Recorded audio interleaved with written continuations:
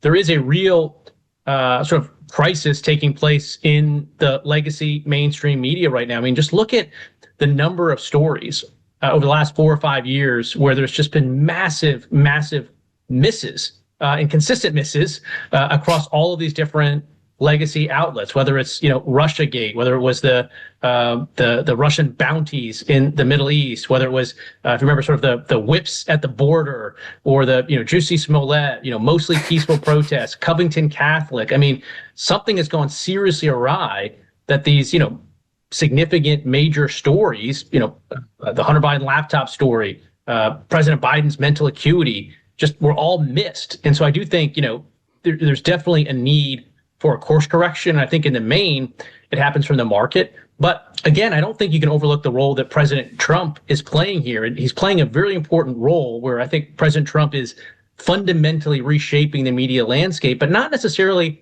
in the ways that a lot of people think about it.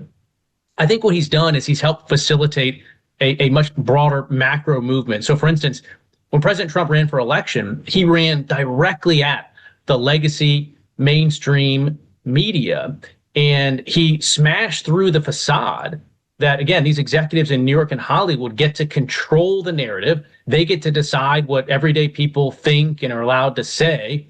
And he was really speaking up for American people who simply don't trust the mainstream media anymore. And once they've lost that gatekeeper status, there's a lot of different consequences that flow from that. Again, I think that broader trend is why you see Colbert Show ending and them struggling, and other shows similarly. But I think it goes back to President Trump, because most politicians, they just simply accepted the narrative that the mainstream media dictated, and they felt constrained to operate within the terms that they set. And President Trump upended that. And again, if you look at all of the changes that are taking place already since President Trump has won the election, in terms of the reshaping the media landscape, it's pretty impressive. You got PBS defunded, you've got NPR defunded, you've got Colbert Show ending, you've got Joy Reid out at MSNBC, Lester Holt out at NBC, you've got Terry Moran gone at ABC, you've got these new owners of CBS committing